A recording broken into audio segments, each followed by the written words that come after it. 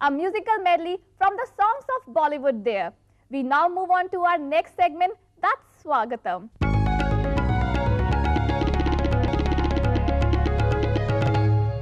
Welcome to Swagatam. We are glad to have Mrs. Robin D. Diallo with us in this program today. Thank you. Glad to be here. Mrs. Diallo is the first Secretary, Cultural Relations of the Embassy of United States in India. She has a great sincerity of purpose, and she is an accomplished teacher, having taught in many countries and done public relations in many countries. We are indeed very happy to have you with us, Mrs. Diallo. Thank you very much. This brings me to my first question. You have lived and worked in so many countries. Now, the topic that we are going to discuss today is crossing cultures in the classroom in global economy. Now, what is the relationship of crossing cultures and the global economy? Well, I think it's all the same thing. Crossing cultures is the global economy. That's what globalization is all about, crossing cultures. And everybody throws the term globalization around a lot, but people have to learn how to cross cultures and how to be good citizens in the global world, in the global economy.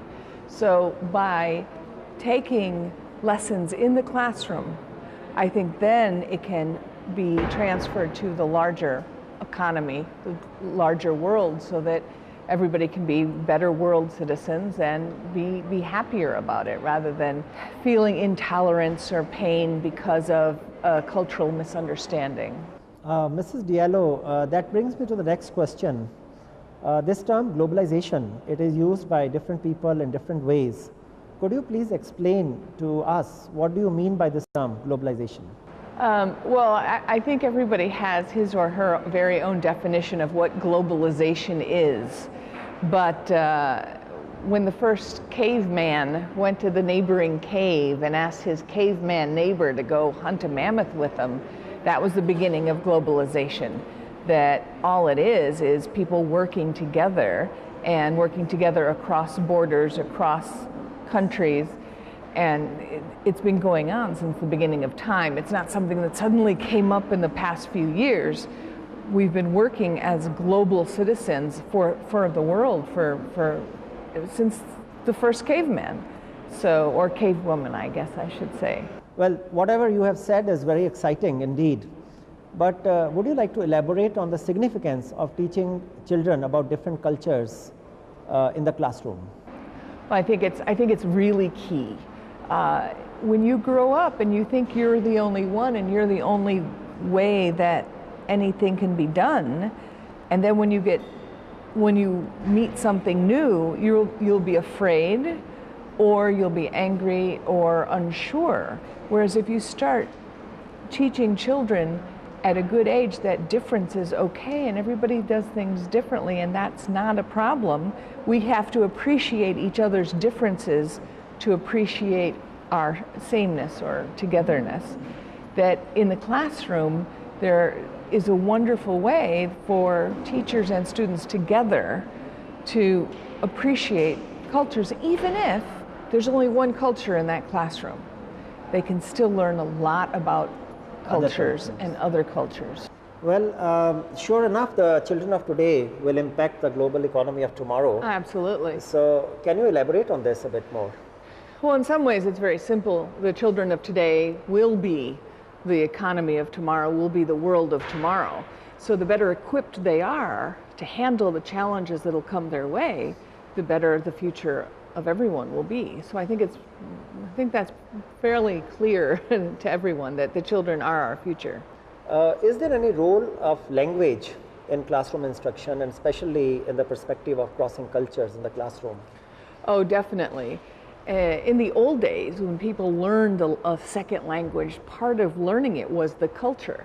When you learned French 30 years ago, you learned about the French cafes, or you learned about football when you were studying Portuguese to go to Brazil.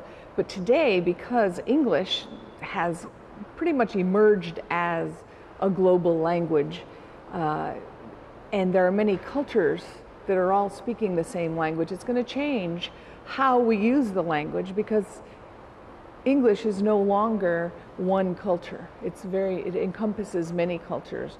So English as a global language will change the teaching and change the way we view English. And crossing cultures will be different in addition to the language. We'll have to learn crossing cultures. For example, American and British English. And when you go to Britain for the first time as an American, that can be quite a different culture. So, and that's the same language. So if you look at it that way, only now English is spoken by many more people all over the world. That's what we'll have to look at in language teaching and teaching in general. What do you think of Indian English, Chinese English, Australian English? Does it have a role in your scheme of things? Well, that's what I'm saying. English is one of the 21 official languages of India. And so it's the official language of Australia and New Britain and Nigeria and Malawi. And worldwide, there are many countries that have adopted English as one of their national languages. So English isn't just British anymore, I guess you could say, or it isn't just American anymore. Indian English belongs to India. It's not part of, or it is its own English. And there are different ways that is in every country, the ways that they have adapted language. One of the most important things about language is language changes. And if you read Shakespeare, you know how English has changed. Right. A lot of us have trouble understanding the language that Chaucer used. Right. Language changes, and that's part of the normal part of changing and globalization and the global economy and classrooms. Everything changes and language changes, and English has changed as it's moved around the globe. I think that's a very exciting idea, to think of a global linked language or a universal auxiliary language, and that role is now being fulfilled by English. But then necessarily we do not need to have a particular culture come through that language, but various cultures could come through. And it doesn't necessarily have to be English. Right now, at this point in history, that's the language that has been accepted by a lot of people, but that could change in the future too. And many years ago, French was the language of diplomacy. And so again, language changes, and it happens to be English now, but not necessarily is English the best language to be the global language, or will always be. Who knows? Well, that was very wonderful. Do you think there are certain skills that are important for the children to succeed in the global world? Yeah, I mean, we've talked about some of them, about cross-cultural, able to communicate, but I think communication is key, and an open-mindedness that everybody is going to need to really be able to compete, and it is about competition. But also I think that since the beginning of time, the same things will hold true. That if you know you can do it, you will do it, and if you keep on trying, if at first you don't succeed, try again. I think that is going to be the secret of success from the past to the future. That a will to succeed, that's what it's all about, I think. It comes from within. It's your attitude. It's all attitude. And so if you have an open attitude toward everyone else, and you know that you will succeed, then in the global economy or in your village, wherever it is, you will succeed. Perhaps I'm an idealist, but that's what I think. Thank you very much. It was very delightful talking to you, and to get certain inputs on the world of tomorrow and on becoming a true world citizen. Thank you. And I'll see you again in 20 years, and we'll see how we did. Thank you. Okay, thank you very much. Okay.